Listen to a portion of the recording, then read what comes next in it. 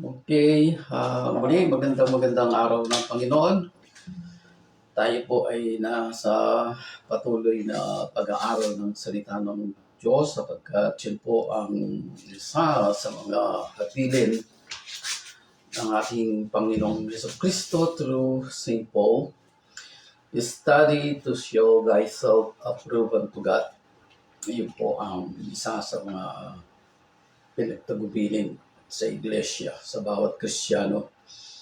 Hindi lang po tayo basta tagapakinig, kundi tayo po ay nagsasaliksik din naman at binubuksan ng ating mga Biblia at lahat ng ating mga naririnig at nababasa ay kailangan tiyakin po natin na yun ay nasa Biblia at hindi po yun binaluktot, dinagdagan o binawasan. Sapagkat nasusulat po sa aklat po ng pahayag in the book of Revelation, sabi ng Panginoon kay St. John, sino man magbawas sa mga nasusulat sa aklat na ito, ang sabi ni St. John, sino man magbawas ay babawasan sa kanya ang mga dapat niyang tanggapin mula sa Panginoon, at sino man magdagdag ay dadagdag sa kanya ang kaparusahan. Ano po? So, dito po tayo nagiging maingat talaga sa pangangaral, sa pagsasaliksik ng salita ng Diyos. Sapagkat pananagutan po natin ang lahat ng ating mga ginagawa sa harapan ng Panginoon.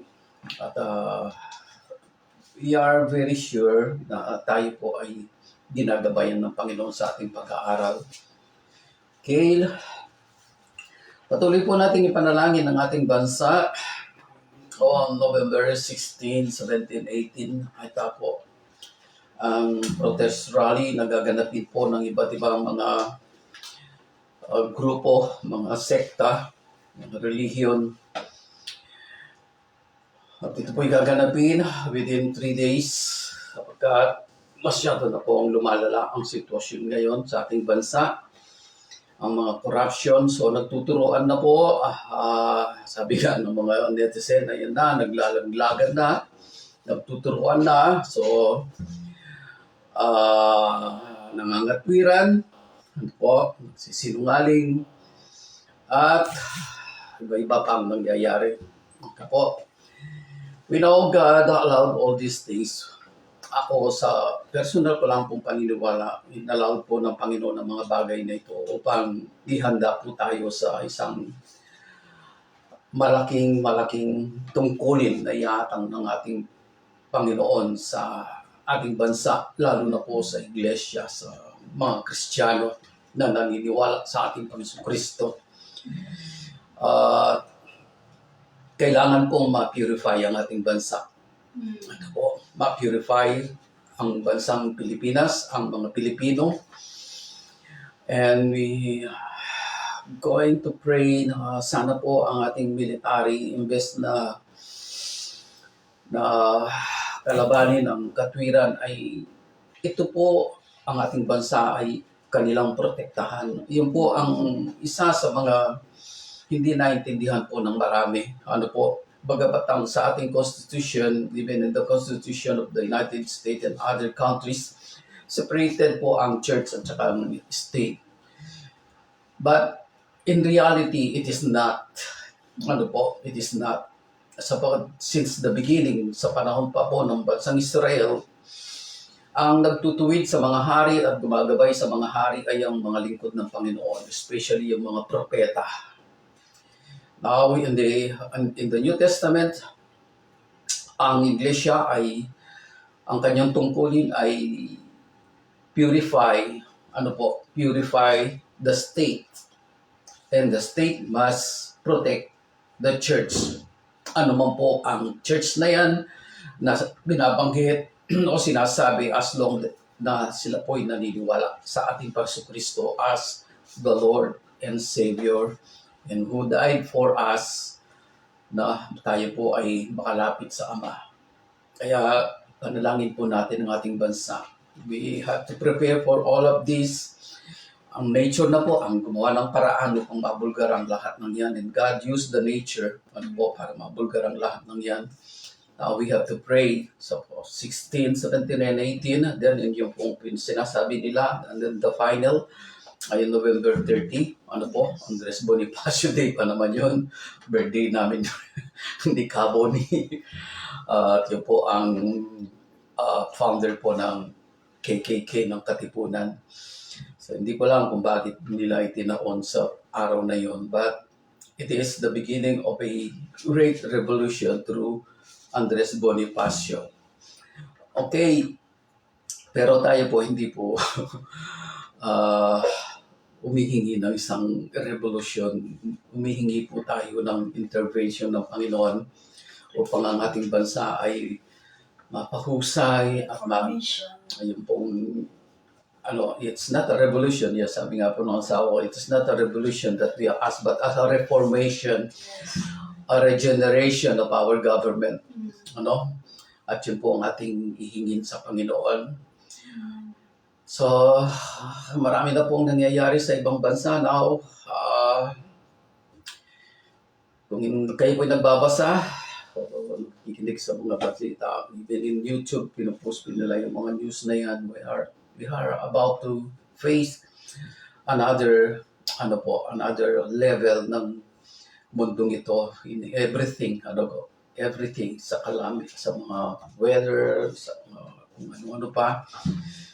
That means the coming of the Lord Jesus Christ is very, very near. It is approaching, sabi nga po ng Panginoon, kapag nangyayari na yan, lahat ng yan na sinabi ko, mga senyales, tumingala na kayo sapagkat nalalapit na ang pagliligtas sa inyo. Nasa mga pintuan na, ang sabi ng ating Panginoon. So let's all pray. Salamat po, Ama, sa iyong kabutihan. Salamat po sa iyong pag-ibig. Salamat po sa iyong walang hanggang katapatan, katiyagaan sa amin. Lalo na ang pagtitimpi, sinabi ni San Pedro, kaya nagtitimpi ka, Ama, sapagkat nais mo na ang mga tao ay magbalik loob sa iyo at magsisi sa kanilang mga kasalanan. At yun po ang tinatanaw namin na isang napakadakilang karakter mo, Ama. Ikaw ay papagtimpi, matyaga, at hindi ka titigil hanggat hindi mo napangyayari ang iyong kalooban sa bawat mga hinirang mo. Sa bawat mga hinirang mo. Kaya po, salamat po, Ama, sa iyong pag-ibig na ito. Patuloy namin tinataas ang lahat ng nakikinig ngayon, nanonood, at manonood pa at makikinig pa sa mga sumusunod na araw. Salamat po, Ama, sa mga taong ito, Panginoon, na nagbibigay oras, Panginoon, sa bawat mensahe na aming pinag-aaralan sa bawat araw ng linggo. All we can say, Father God, and pray, let your love flow. Let your love flow. Let your love flow sa bawat nakikinig, nanonood, at makikinig pa. Sa bawat mga tahanan, sa bawat mga individual, sa bawat sambahayan, Panginoon, na nagsasama-sama upang makinig sa mga salita mo. Salamat po, Ama, sa iyong kandakilaan. Salamat po uli sa mensaheng ito na iyong ibinigay sa amin. And we know all these things, O God, is as a preparation sa aming pong paglakad sa aming Panginoong Kristo na patungo sa iyo, Ama. Patungo sa iyo, sapagkat yun po sinasabi ng banal na kasulatan. I am the way, the truth, and the life, and no one can come to the Father except through me. So, mantabay ka sa amin, Panginoon, habang kami nakakapit kamay sa iyo. As we walk, O God, in this world, alam namin, hindi mo kami pababayaan, iiwan hanggang kami makarating sa Ama. Salamat po, Amang Diyos, sa iyong kabutihan. Salamat po, Ama, sa iyong pag-ibig. Salamat po, Panginoon Kristo, sa iyong kamatayan sa krus at iyong muling pagkabuhay. At ngayon ay nakalulok sa kanang trono ng Ama upang kami ay maging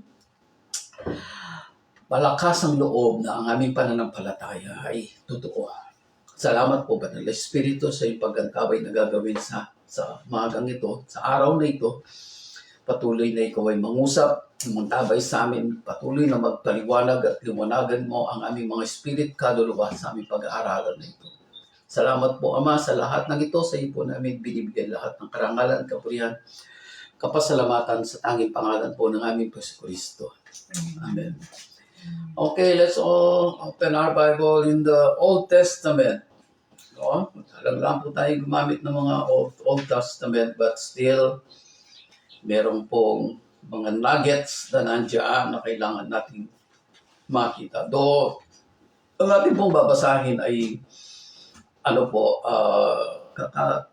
mga ilang verses lang po sa Amos 3. Ito po ay isa sa mga minor prophets na sinasabi. Mga minor prophets kasi po yung mga yung major. Siguro ganun ang gagamitin word, Kasi po yung mga minor prophets ay dito po, sina Amos, Obadiah, sina Micah, Nahum, yung pang iba. Tapos yung pong mga major prophets, yung po yung sina Isaiah, sina Ezekiel, sina Daniel, di ba pa? So Amos 3:3. Okay. Yung pong ginamit ng mahal kong asawa dito ay King James na Tagalog dun sa pinost po sa FB natin sa GC, gano'n. So, ang akin pong babasahin ay ang salin po ng Tagalog ng Mabuting Balita, Biblia. Ang sabi po dito, maari bang magsama sa paglalakbay ang dalawang tao kung di muna sila magtipan? Magtipan. Doon po sa English, do two people start traveling together without arranging to meet? Yung pong magtugma ang kanilang kaisipan. So kung titingnan po natin mabuti ito, doon po sa King James Version, ganito po yung pagkakasalin dito sa King James Version. Ito ay from Hebrew to Greek, tapos po ginamit po yung mga Septuagints, mga iba-ibang mga translation nung una na hindi maintindihan ng mga tao, but it was translated into English ng King James Version. At ito po ay nakasulat dito sa Amos 3:3. Can two walk together except they agreed? Yun po sa English ng King James Version. Pwede bang lumakad ang dalawang tao na hindi sila nagkakasundo? Ng plano, ng lakad, ng gagawin. So yun po ang ating pinakateksto na ginamit.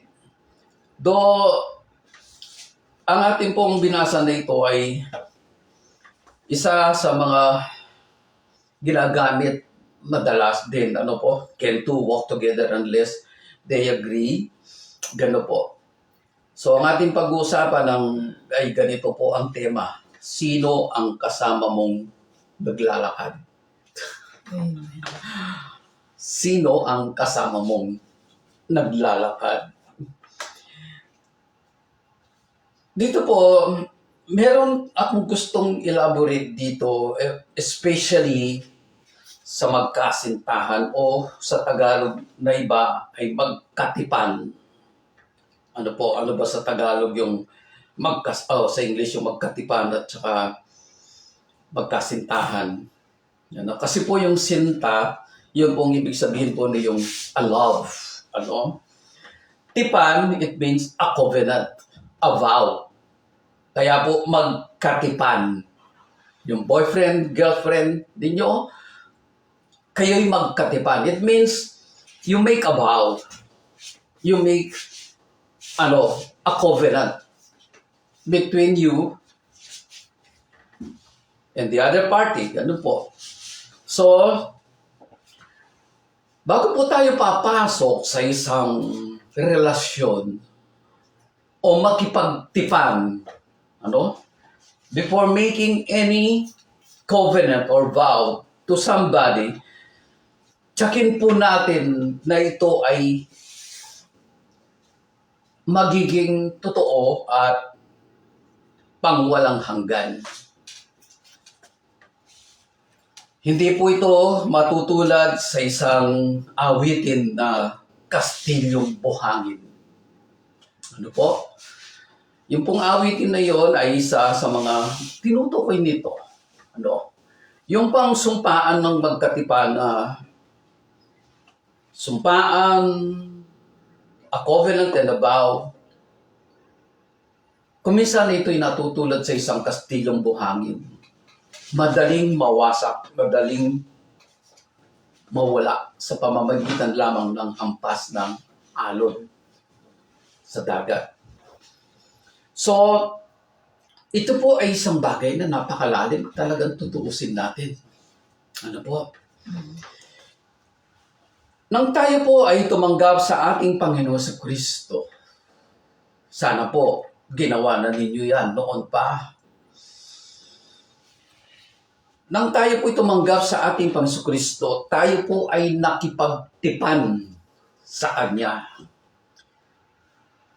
Meron po tayong ginawang covenant between God and us through Jesus. At yung tipan na yon ay isang tipan na hindi katulad ng Kastilyong Buhangin. Ang tipan na yan ay katulad po ng isang marriage contract. Ano po? Minsan po yung lalaki, napansin siya ng kanyang anak na dalaga, binubulat-lat niya yung marriage contract nitong mag-asawa. So nakita ng dalaga itong ginagawa ng ama na pinagbabaliktad-baliktad yung marriage contract ng kanyang mga magulang. At tinanong niya ng anak na dalaga yung tatay, "Tay, ano po yung ginagawa niyo? Kanina ko pa hinahanap dito yung hinahanap ko sa marriage contract namin ng mama mo. Ano po ba yung hinahanap niyo? Yung expiry date." Wala pong expiry date ang marriage contract. Tandaan po din niyo yan. Sinabi ng Panginoon, ang pinagsama ng tao ay huwag paghiwalay. O yung pinagsama ng Diyos ay huwag paghiwalay ng tao. It's a covenant. It's a holy covenant. It's a vow. Till death do us part. Yun po sinasabi sa mga ikinakasal. So bago po tayo magbigay ng anumang pangako sa tao man o sa Diyos, tiyakin natin yan na yun ay magagampanan natin hanggang sa kamatayan. So, ang tanong nga po ngayon, sa ating spiritual na paglalakad sa mundong ito, even sa ating literal na buhay ngayon, bilang tao, sino ang kasama mong naglalakad ngayon sa mundong ito? Kami mag-asawa. Ang akala po ng iba, ang aming relasyon ay 52 years. At mag-53 years na po sa December 27. But actually, on December 27, yun po ang aming araw ng pag-iisang dibdib. But before that, 4 na taon po kaming magkatipan. It means, at magdagdag ka ng another 4 years, it means 57 years na po kaming magkatipan. And up to now, by the grace of God, magkasama pa rin po kami. Amen. Because of God's love and grace. Yes. Maraming mga bagyong dumaan sa buhay natin. Iba-ibang klase yung level ng pagsubok na dumating sa atin. And yet, alam ng Panginoon kung ano ang lahat ng yan. At tayo'y bibigyan niya ng isang daan, a way, kung paano tayo makakalabas sa dating dilubyo ng buhay. Napakaganda po ng mensaheng ito, talagang tutusin. At sana po ay namnamin nating mabuti ang nais iparating ng ating Panginoon. Yes, Lord. Can two walk together except they agreed? So bago po magsama, ikasalang babae at lalaki, dapat tiyakin nila ano ba yung mga plano ninyo. Ano ba yung mga plano ninyo? Magagawa kaya ninyo at malalampasan ang sinasabi na ng inyong pangako, ng inyong vow, till death do us part, in sickness or in poor, in health, and in poor, in wealth. Makakalampas ba tayong dalawa? Yun po ang tiyakin natin kapag tayo po ay gagawa na ng isang panghabang buhay na kontrata. Wala pong expiry date ang marriage contract. Ang ating relasyon sa ating Panginoon, kung talagang tutuusin, wala din pong expiry date. Unless, sabi po, unless there is an infidelity. Meron pagtataksil sa Panginoon. Pero ang nakaka-amaze sa Panginoon, sa kabila ng mga bagay na ito, na kataksilan natin sa Kanya, andyan lang siya. Amen. Hindi niya tayo iniiwan. Yes. Hindi niya tayo iniiwan. Amen. Maantabay lang siya, hindi natin siya napapansin. But in all of this, beyond ng mga bagay na yon, merong ginagawa ang Panginoon. Until that day, sasabihin niya sa atin, enough, my child. Hanggang dito ka na lang. I have to save you. Ang nakakalungkot lang po, minsan, pag sinabi ng Panginoon, enough, I have to save you, it means, nasa dulo na po tayo ng ating sabi, ang sabi, ano po yun, Kapampangan. Nasa dulo na po tayo ng ating rope. Ibig sabihin nun, enough, hanggang dyan ka na lang, but I will save you. But I will save you. Naranasan ko na po yan sa mga kapatid ko. In the last hours of their life, God saved them. Though they are cold before pa, na alam ko, ginawa na ng Diyos sa kanila yun. So, don't stop praying for our children. Kahit sa mga magulang natin, huwag tayong titigil. God is a merciful God. Someday, yung ating tinatangis sa Kanya, yung ating iniiyak sa Kanya, ay bibigyan niya ng kasagutan. Bibigyan niya ng kasagutan na magbibigay ng karangalan sa Kanyang dakilang pangalan. Yan po ang pakatandaan natin. Kaya kami pong mag-asawa, we are not losing hope, though kuminsan ay, siyempre hindi ka pwedeng hindi magdamdam dahil tao ka, meron kang emotions. But, sabi ko nga po sa aking asawa, basta huwag tayong bibitaw sa Diyos. Amen. Sa pananampalatayang ibinigay niya sa atin. Yes. Huwag tayong bibitaw. In the end, God will be the victor. Amen. God will be the victor. Yes. So dito sa ating babasahin na ito, mga supporting verses na ibinigay ng Panginoon sa atin, can two walk together except they agreed? Ano po? Tingnan po natin ang sa mga supporting verses nito, ang 2 Corinthians. Ano po? Medyo marami-rami po ito, but still, katulad po na sinasabi ko sa inyo, magtsaga po tayo. Once a week lang naman tayo nagkikita-kita. No? Ang sabi po dito sa 2 Corinthians chapter 6, verse 14 to 17. So I'm looking for the chapter 6, 2 Corinthians chapter verse 14. Tingnan po ninyo. Huwag kayong makisama sa mga di sumasampalataya. Don't walk with the unbeliever. Kung titignan natin yung salitang yan. Don't walk with the unbeliever. Huwag kayong makisama sa mga di sumasampalataya. Maaari bang magsama ang katwiran at ang kalikuan? O kaya ay ang liwanag at ang kadiliman? Maaari bang magkasundo si Kristo at si Belial? Si Belial po, yan po ay isa sa mga tawag kay Satanas sa Diablo. Maaari bang magkasundo si Kristo at ang Diablo? Ano ang kaugnayan ng mananampalataya sa di nananampalataya? Anong kaugnayan? O ang templo ng Diyos sa Diyos-Diyosan ng mga pagano? Those who worship idols.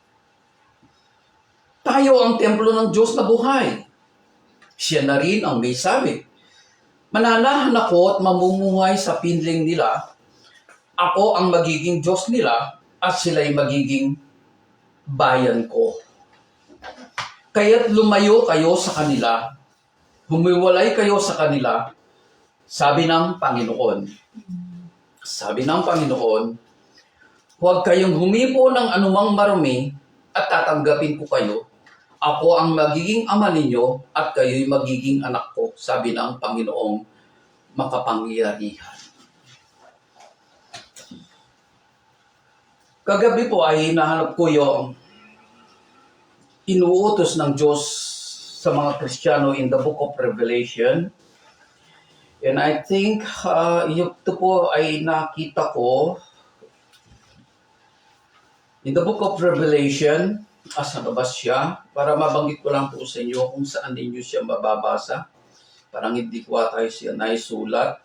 Ano po? Pero ang tinutukoy po doon ay yung get out of her, my people. Doon po ang tinutukoy niya ay ang spiritual na Babylonia. Spiritual na Babylonia po ang tinutukoy ni Saint John na binigay ng Diyos sa kanya. Ano po? It is a spiritual Babylon. Spiritual Babylon, it means confusion. Pagkalito. Ano po? A confusion, pagkalito. Yun po. But I'm sure, yan po ay nakasulat doon sa, nakita ko na po kagabi, kaya lang po, nakalimutan kong isulat dito sa aking note, ano po, yung kumisan eh, yan na po ata yung bunga ng 71 years old eh. Okay, anyway, tuloy-tuloy po tayo. Yun nga po sinasabi kanina na ating binasa, pwede bang magsama si Satanas at saka si Kristo sa isang katawan? Pwede ba? Ang liwanag at ang dilim ay magsama? Anong kalalabasan doon? Gray? Wala pong gray sa pananampalataya.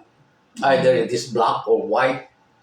Mabuti pa, sabi niya ang Panginoon, naging manamad ka na lang. Okay, naging mainit ka na lang.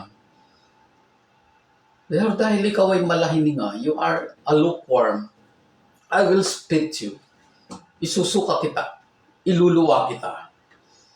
Ayaw po ng Panginoon yung ganoon. Na ano ka, namamangka ka sa dalawang ilog, naniniguro ka. Ganoon. Ay isa pa po sa sinasabi dito, yung sa 1 Corinthians, atras lang po tayo ng konti. Sa 1 Corinthians chapter 1, ano po, tingnan natin yung sinasabi dito. Sinasabi rin ni San Pablo. Chapter 1, verse 4 to 9. Ang sabi niya, lagi akong nagpapasalamat sa Diyos dahil sa pagpapala niya sa inyo sa pamamagitan ni Kristo Jesus. Sapagkat sa inyong pagkikipag-isa sa Kanya, kayo umunlad sa lahat ng paraan. Ano po? kayo'y umunlad sa lahat ng paraan. Siguro sasabi natin, body, soul, and spirit. Okay. Ang katotohanan ng ipinangaral namin tungkol kay Kristo ay malinaw na nakikita sa inyo. Sis, sana po, sana magsabi tayo ng amen doon. Ang katotohanan ng ipinangaral namin tungkol kay Kristo ay malinaw na nakikita sa inyo. Ano pat hindi kayo nagkulang sa anumang kaloob na espiritual. Amen. Hindi kayo nagkulang sa anumang kaloob na espiritual. Spiritual blessings. Ano po? Habang inihintay ninyong mahayag ang ating Panginoong Hesukristo, kayo'y aalalayan niya hanggang sa wakas upang matagpuan kayong walang kapintasan sa araw ng ating Panginoong Hesukristo. Tapat ang Diyos na tumawag sa inyo upang kayo'y makipag-isa sa Kanyang anak na si Jesucristong ating Panginoon. Tingnan po yung verse 8, babalikan natin. Kayo'y aalalayan niya hanggang sa wakas upang matagpuan kayong walang kapintasan sa araw. Ano po yung araw? Capital A po yan. Araw. The day of the Lord. Sabi po dito, kayo'y matagpuang walang kapintasan in the day of the Lord Jesus Christ. Sa kanyang pagbabalik. Ano? Sa kanyang pagbabalik. Okay. So, babalik po tayo kanina. So, nakita po ng aking mahal na asawa kung saan yung nakalimutan kong isulat. Ito po ay nasa Revelation 18:4. Yun. Ang utos po ng Panginoon na tayo'y lumabas doon sa spiritual Babylon na yan, na ang kahulugan ay confusion. Confusion. Ito po ay nakasulat.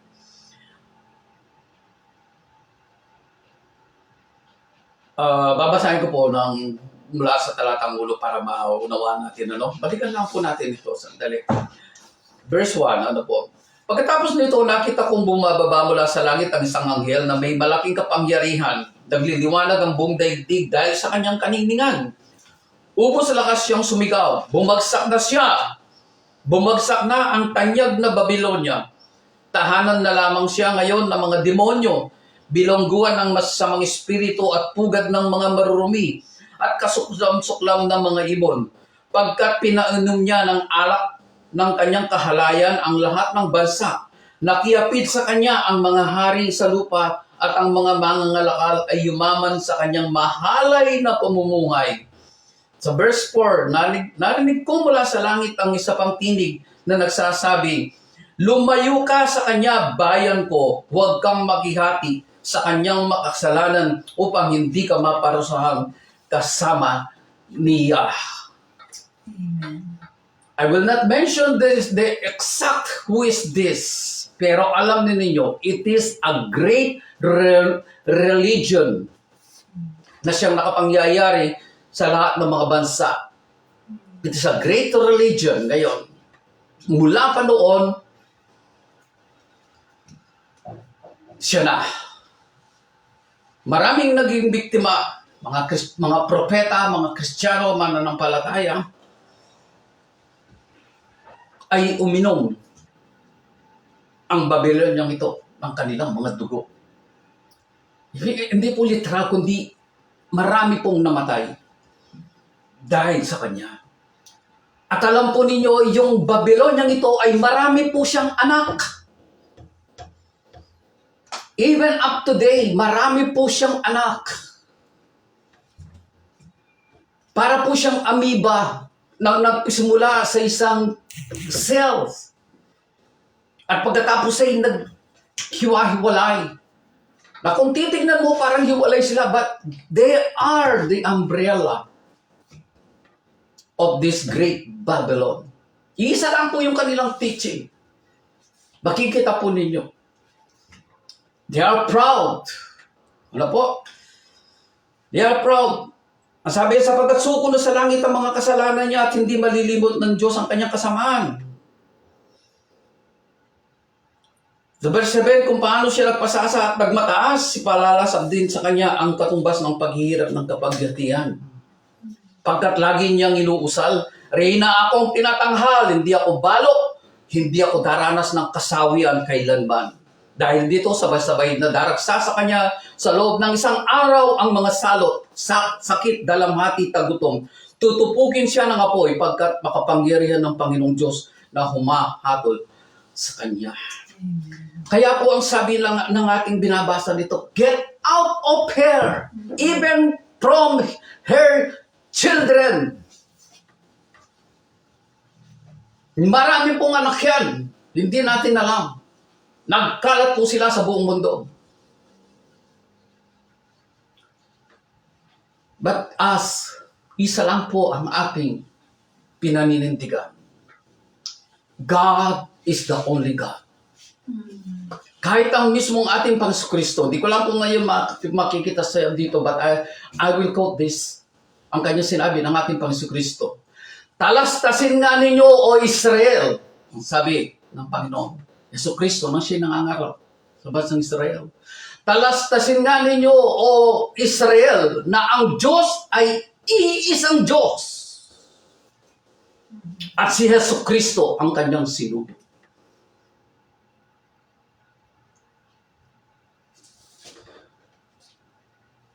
But the world today, the children and the daughters of this Babylon, kung ano-ano ang itinuturo sa mga tao. The same. Nag-iba lang sila ng pangalan at damit. And yet, they're still the same. Nakakatakot. But still, it's all written in the Bible. Wala po tayo ano dito. Ang sabi ng iba, kasi yung Bible ng mga Kristiyano, yung Bible ng mga Hebrew, yung Kristiyanong Biblia na yan ay kulang. Paano po natin masasabi na kulang ito? It was compiled from different scholars. At ito'y itinranslate from Hebrew to Greek, tapos Latin, Septuagint, hanggang sa makarating na po sa German, hanggang makarating na po sa English. At alam natin na dahil sa kakatransfer ng mga naunang tao ng Diyos na ito, si William Tyndale, si Wycliffe, sinunog sila, natay sila ng buhay, lalo na si Tyndale, sinunog ng buhay dahil lamang sa pag-translate ng Biblia sa English upang mabasa ng lahat. Kaya kapag po kayo nagbabasa ng English na Bible, alalahanin niyo po si William Tyndale ang nag-translate niya sa English. Sinunog siya ng buhay. Doon po sa ating binasa kanina, bumalik po tayo bumalik lang po tayo sa kung sino yung Babylon na yan. Nauulit ko, Babylon, spiritual Babylon, is the spiritual confusion. Yung binasa natin kanina sa 1 Corinthians chapter 1, verse 4 to 9, kayo'y alalalayan niya. Yung 1 Corinthians chapter 1, verse 8 na po yung binabasa ko.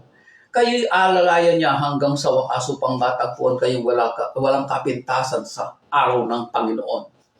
Tapat ang Diyos na tumawag sa inyo upang kayo'y makipag-isa sa kanyang anak na si Yesu Kristo, ating Panginoon. Wala pong ibang dinidiin ang Biblia, ang mga propeta, ang mga apostol. Wala po silang idinidiin na ibang pangalan maliban sa ating Panginoon Kristo. Wala. Kahit pagbalik-balik na rin po ninyo yung Biblia, wala po kayong mababasa na mayroong ibang daan patungo sa ating Ama. Kaya nga po, siguraduhin ninyo. Ang paglakad ba ninyo, ang kasabay ba ninyo sa paglakad, ay isa ang inyong tinutungo. Kaya nga po yung ating pinakateksto, can two walk together except they agree?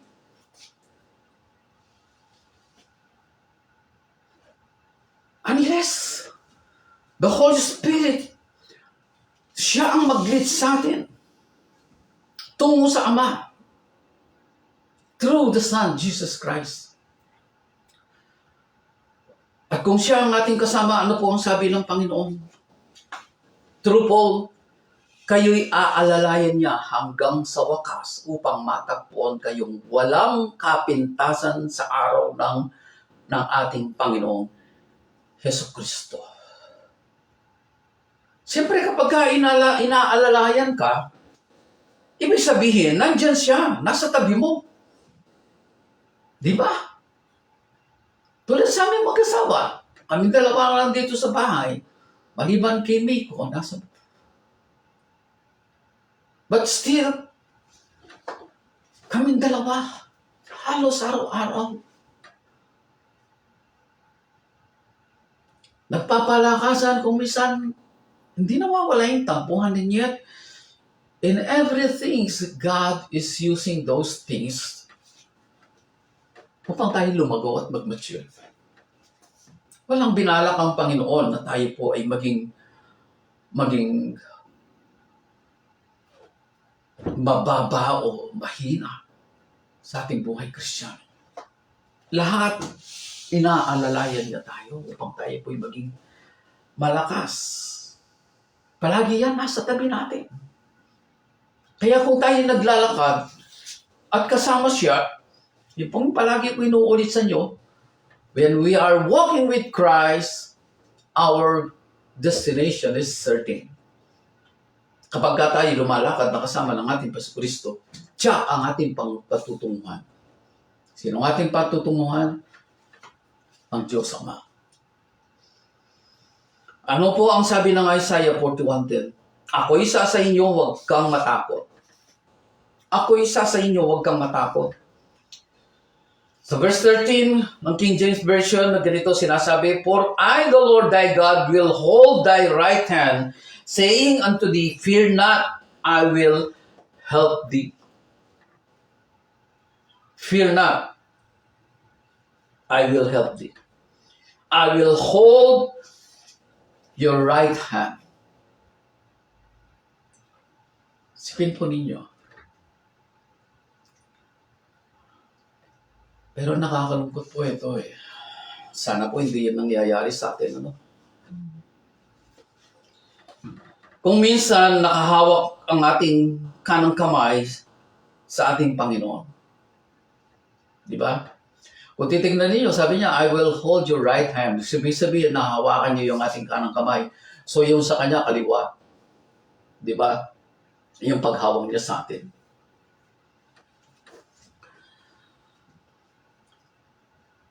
Nakahawak tayo at hawak tayo ng ating Panginoon, ang ating kanang kamay. Pero doon sa kaliwang kamay, meron tayong hawak na iba.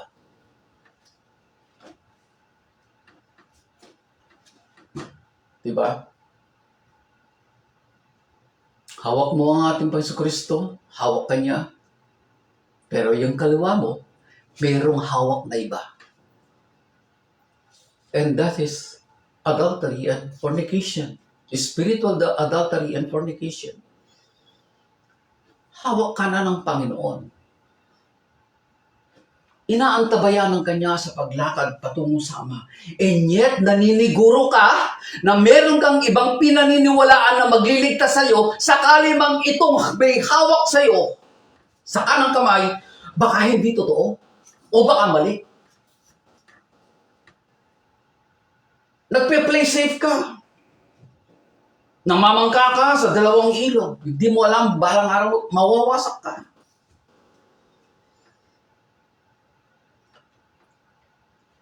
Napakahirap po ng gano'n na sitwasyon.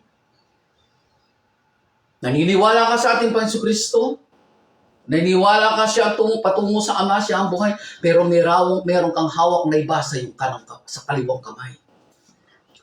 Naniniguro ka. At least may reserba, sabi.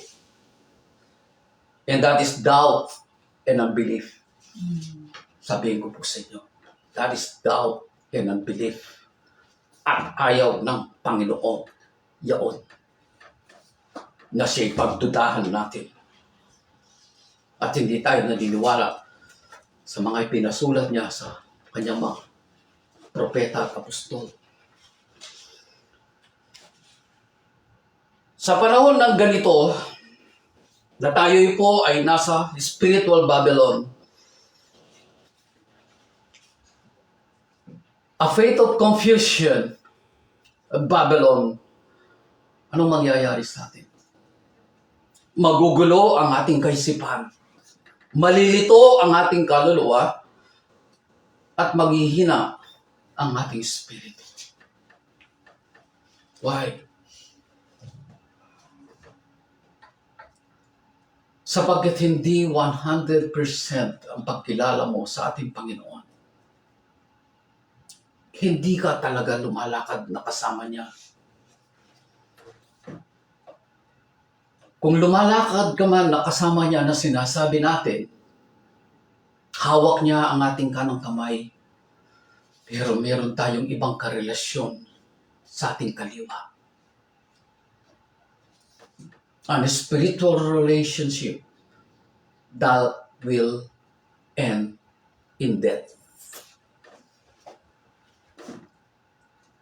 Kaya po ito ay isang warning sa atin ng ating Panginoon. Kaya niya ibinigay ito sa atin ngayon. Siguraduhin natin ang ating paglakad, wala tayong ibang kasama kundi ang ating Panginoon sa Kristo. Ang ating Panginoon sa Kristo. Wala nang iba. Doon po sa John chapter 8, tingnan po natin ang sinasabi ng Panginoon.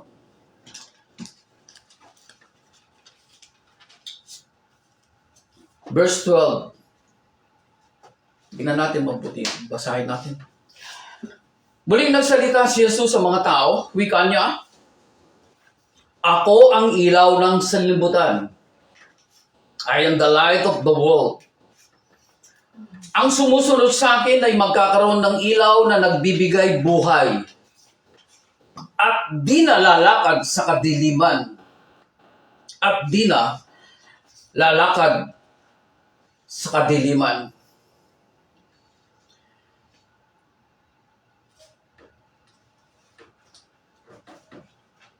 Ito po isang bagay na totoo. Kung talagang tayo po'y lumalakad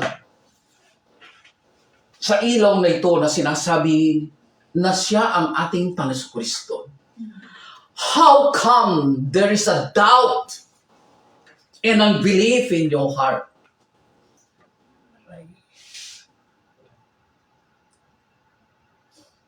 Kung talagang tayo lumalakad sa nakasama niya, how come ang ating buhay ay di mo maintindihan ang mga nangyayari? Sometimes God will allow us to go. Maaari sigurong bitawan muna niya pansamandali ang ating kamay at hahayaan niya tayo maglakad mag-isa. But I am very, very sure God ay nandoon lang sa ating bandang likuran at inaalalayan niya tayo sa ating paglakad. Baka kung sakali ikaw ay matisod dahil sa madilim na nilalakaran mo, lalapit siya uli sa iyo at ikaw ay hawakan niya at itatayo ulit. That is our God. Through Jesus, nagagawa niya lahat yan. Because Jesus, alam niya kung ano tayo. Tayo'y gawa mula sa lupa. Mahina. Ngunit dahil sa kanyang kamatayan,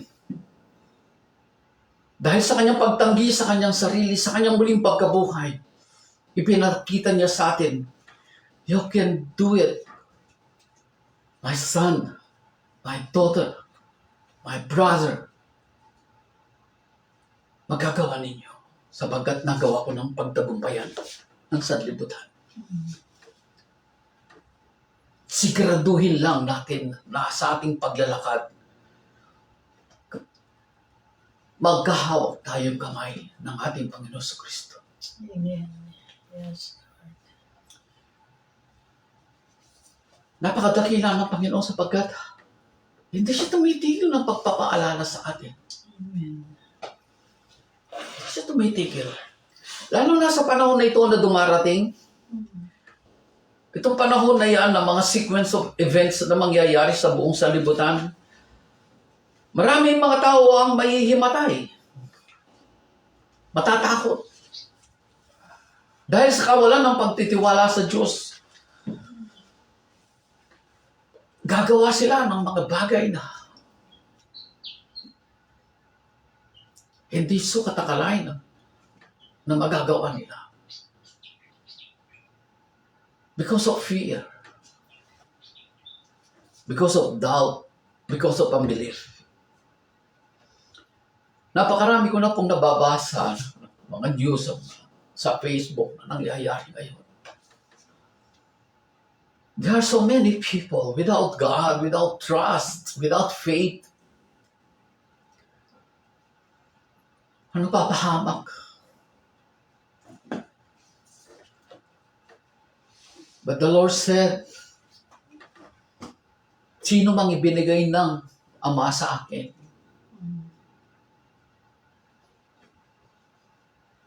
nasa aking mga kamay, ay hindi maaagaw ni naman.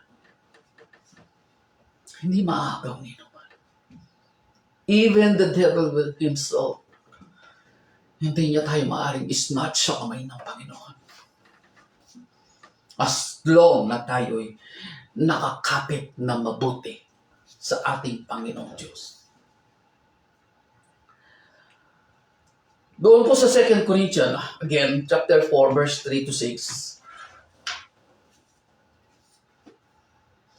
Tingnan po ninyo. Chapter 4 ng 2 Corinthians, verse 3. Kung may talukbong pa ang mabuting balita, ipinahayag namin. Kung meron pang cover, ano po? Kung may talukbong pa ang mabuting balitang ipinahayag namin, ito'y natatalukbungan lamang sa mga napapahamak. Yung pong nakakover pa yung mukha mo, nakatakip ka pa.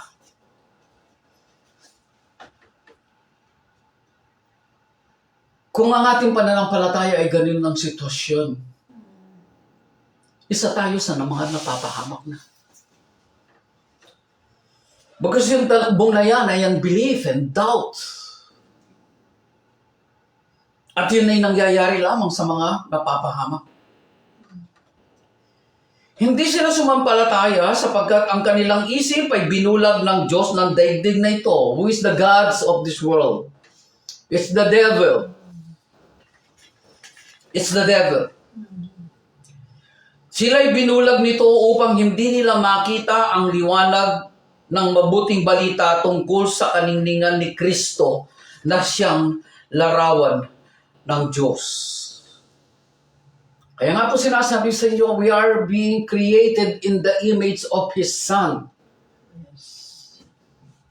Tayo ay nire-regenerate, tina-transform in the image of His Son because Jesus is the exact image of God the Father. Baka kung saan naman po tayo mapunta yung kaisipan natin. His holiness, His righteousness, His pureness. Yun po ang eksaktong imahe ng ating Panginoon Kristo mula sa Ama. Holiness, righteousness, pureness. At kung yun ay sumasa atin sa pamamagitan ng ating Panginoon Kristo, we are being created also in the image of the Father. Siyempre, hinubog na tayo sa eksaktong wangis ng ating Panginoon Kristo, sa eksaktong karakter ng ating Panginoon Kristo. What is the next level now? As Jesus is the exact image of of the Father. So, are we? Ganon din po yung nangyayari sa atin. Hindi natin alam. Sa verse 5, si Kristo Jesus na ating si Kristo Jesus na ating Panginoon ang pinangangaral ko at hindi ang aking sarili. Ako'y lingkod ninyo alang-alang kay Jesus sapagkat ang Diyos na nagsabing mula sa karimlan ay sisilang ang liwanag at siya rin nagbibigay liwanag sa aming mga isip upang makilala ang kadakilaan ng Diyos na nahahayag sa mukha ni Kristo. Na nahahayag sa mukha ni Kristo. Again, this is not a picture. Hindi ito isang bagay na tinitignan mo. But it is a life. The image of the Father which is in Christ is holiness. Inuulit ko sa inyo, righteousness and pureness. At yun ang inuhubog ng Diyos sa atin. Through Christ. Kaya mo pula tayong ipagkakamali kung ano-ano. At kapag yung mga tao nakikita nila yung buhay natin, they could see Christ in us. They could see Christ in us. Hindi po ako nagyayabang, no, baka sabihin po ninyo, nagyayabang, no, far doon po sa kaisipan natin na gano'n. Minsan nga po kaming magsawa ay nandun po sa Market Mall. Nandun kami sa may supermarket. At meron pong mga kabataan doon na nag-aalok ng yung mamasahe sa paa.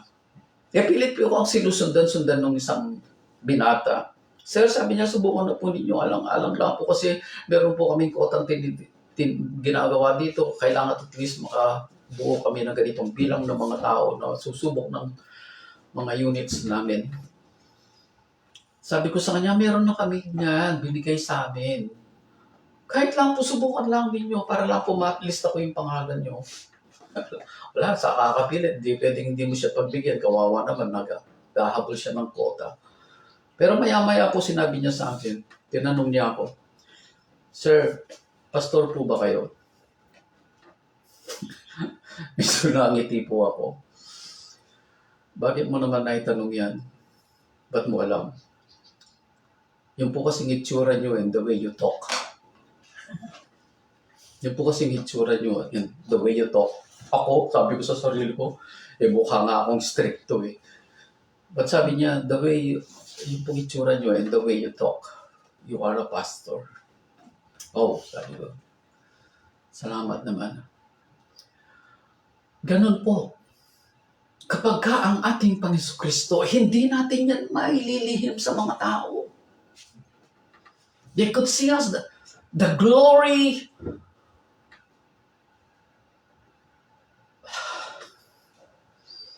Kaya yung mga babae, kung ano-anong ginagawa ninyong pagpaganda sa inyong guluta, tayo kung ano pinagana. No, the only secret is the life of Christ that is in us.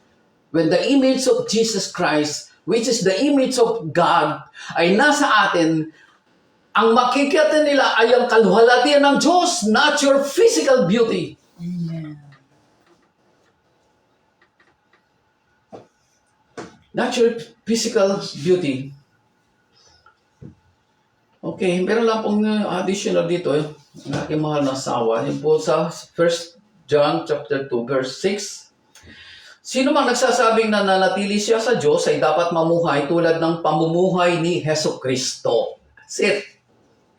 Yan po nakasulat sa 1 John chapter 2, verse 6. Sino mang nagsasabing na nanatili siya sa Diyos ay dapat mamuhay tulad ng pamumuhay ni Hesus Kristo. Amen. That's it. Kasi habang kasama po natin ang ating Panginoon, tayo po'y naglalakad, hindi ka pwedeng, okay Lord, hayaan mo lang ako, hawak-hawak niya yung kamay mo Andito sa nakalagay yung headphones, alam mo, nagpakinig ka ng mga rock, ng mga wow, sigan. Tapos maya-maya, pagdaan mo din, nakita mo na naman yung mga makamundo, mga bagay na Lord. Ang ganda nito, mga tugin na naman Do you think gusto ng Panginoon yung ginagawa natin yun? Nakahawak tayo sa kanyang kamay and yet we are so busy with the world. Kaya nga yung binasa natin, yung first John na yan, sinasabi natin tayo na nasa Diyos. Dapat tayo mamuhay na katulad ng ating Pastor Amen. We cannot deny that.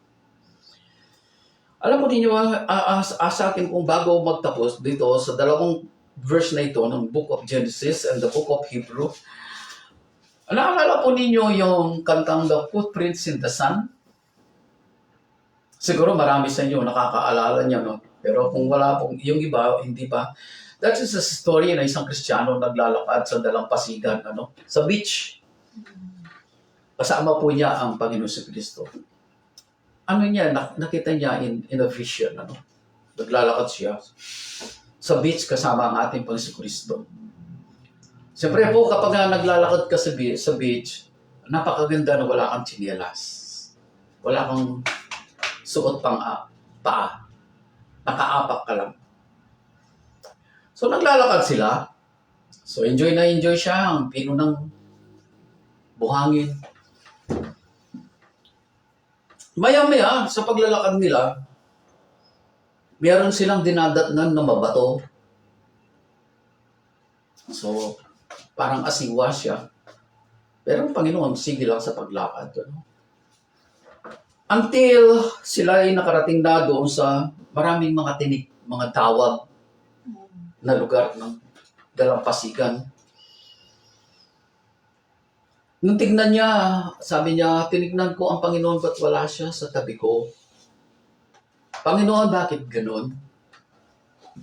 Kung kailan ako dumaranas ng pasakit, ng hapdi, ng sakit, ng mga tinik ng buhay na ito, bakit mo ako iniiwan? Sumagyot ang Panginoon sa kanya, My son, kailanman na hindi kita iniwan, ni pinabayaan. Sa panahon ng mga pagsubok ng mga tinik, ng mga bato-bato sa buhay na yan, sinasabi mo, hindi ka naglalakad. Karga-karga kita Amen. upang hindi ka masaktan sa mga tinik na yan. Kung titignan na ang kantang yon, tiniis ng Panginoon ang paglakad na yon sa tinik, mga bato ng buhay na yon. At tayo kanyang karga-karga. Di ba ganun ang nangyari sa kanya sa Via Dolorosa? Hanggang sa ipako siya sa krus. Sino ang nasa kaisipan niya? Tayo. Alam niya na darating ang panahon na kapag tayo sumampalataya sa Kanya, we will experience all those process and trials and testing. And yet, isa ang bagay na dapat nating alalahanin. Yes, Lord. He is with us. At hindi niya tayo iiwan kailanman. Amen. Hawakan niya tayo hanggang sa makarating na tayo sa Ama. Dito po sa meron pong isang magandang kasaysayan in the Book of Genesis. Dalawa lang po ito, babasahin ko na ito. Magkaparehas lang po ba? Dalawang aklat po ang pinagsulatan dito. Genesis chapter 5, verse 21 up to 24. Tingnan po natin. Ito po ay patungkol kay Enoch. Sa verse 21 ng chapter 5, di Genesis, 65 taon naman si Enoch nang maging anak niya si Matusalem. Nabuhay siya ng 300 taon pa nakasama ang Diyos. Take note po yun, Nabuhay siya ng 300 taon pa nakasama ang Diyos. At nagkaroon din ng ibang mga anak. Umabot siya ng 365 taon, 365 years old, at sa buong panahong yon ay kasama nga niya ang Diyos. Sipin po ninyo yan. Kasama niya ang Diyos. Pagkatapos, nawala siya sapagkat kinuha ng Diyos.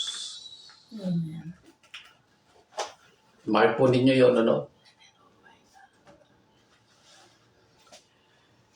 Yes. Dito po sa Hebreo 11, tignan po natin, 5 at 6. Ang sabi dito, dahil sa pananalig sa Diyos, hindi namatay si Enoch, kundi inilipat sa kabilang buhay. Hindi na siya nakita sapagkat inilipat na nga siya ng Diyos. Sinasabi sa kasulatan na si Enoch ay naging kalugod-lugod sa Diyos bago inilipat. At hindi kinalugdan ng Diyos ang hindi nananalig sa Kanya sapagkat ang sino mang lumalapit sa Diyos ay dapat maniwalang may Diyos at siya'y nagbibigay ng gantimpala sa mga mahanap sa inyo, sa Kanya. Amen. Naalala ko po yung isang kanta noon. Kita niyo itong hindi namatay si Enoch. Inilipat siya sa kabilang buhay ng Diyos. Maybe sa atin ngayon, hihintay natin ang ating Panginoong Jesucristo sa kanyang pagbabalik upang ilipat na tayo sa kanyang kaharian na walang hanggang kabanalan, katwiran, kalinisan, kapayapaan. Ngayon, ang tanong sa inyo, are you walking with God in Christ? Are you walking with God in Christ? In Christ. Hallelujah. Amen. Sabi nga po ng inawit ng mga kabataan, pahintunan mo. Mabangan po kasi yan. Nang hinahanap mo. Yung buri mo. Anong gusto mo? Alayo kaya ito. Wala ito sa mundo. At yumuki ang puso mo. Amen. Yes. Nasa puso mo. Tiyakin po natin ang ating Panginoon Kristo, ang ating Panginoon Diyos, through Jesus Christ, siya ang nasa puso natin. Amen. Yes, Lord. Tiyakin po natin, habang tayo naglalakad sa mundong ito, kasama natin siya at magkahawak kamay tayo. Tungo doon sa Ama. Tayo pong lahat ay yumuko at manalangin.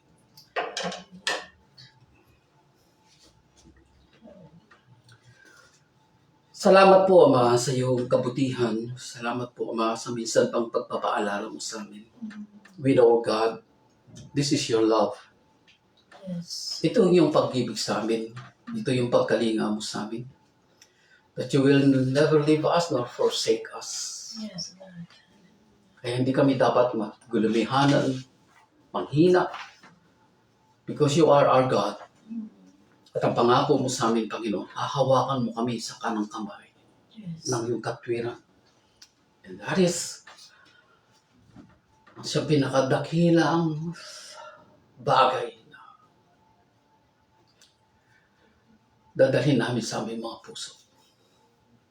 That you will be with us, O God, until that day, the day of the Lord, our Lord Jesus Christ. Kaya salamat po, Ama, sa araw na ito. Minsan pa, ikaw ay nangusap sa amin. Yes, Lord. Ang dalangin namin, hayaan mo po ang ibang Espiritu ang siyang Yes, Lord. malayang kumilos, gumabay sa amin at lalong magbigay ng kaliwanagan sa amin, sa aming mga pinag-aralan na ito. Patuloy na kayo gumawa. Yes. Especially sa biyaya yung ibinibigay sa amin, yung binigay sa amin Panginoon Kristo, to do your will, O Father God. because of grace na gawa ng aming Panginoon Kristo ang iyong kalooban. The same things that we are praying for, Lord. Let that grace, O God, ang siyang magtawid sa amin upang magawa namin ang iyong kalooban. Salamat po, Ama, sa iyong kabutihan. Pagpalain mo po ang lahat ng nanood, na nakinig at Yes, Lord. Bless manunood pa at makikinig pa. Ilang araw, until, O God, makita ng lahat ang pag-ibig mo sa amin. At makita namin, maranasan namin sa araw-araw kung paano mo kami kinakalinga at inaantabayan sa araw-araw. Salamat po, Ama, sa iyong kabutihan na ito. Salamat po sa iyong mga salita. Salamat po sa mga kapatid, kapatiran, nandoon sa iba-ibang mga bansa, Panginoon. In the US, in the Middle East, in England, in Canada, even here in the Philippines, Lord. Yes. Pagpalain mo po silang lahat. Abutin mo sila, Panginoon, ang iyong mapagkapalang kamay. Yes. At kaming lahat, Panginoon, ay lumago sa pananampalataya namin sa iyo through our Lord Jesus Christ. Salamat po, Ama, sa lahat ng ito. Sa aming pansamantalang pag-iwahiwalay, ang iyong pag-ibig ng siya manatili sa amin. Let your love flow. Let your love flow to every individual, to every family, to every household. In the name of Jesus Christ, we pray. Amen. Amen. Amen. Amen. Thank you. And God bless.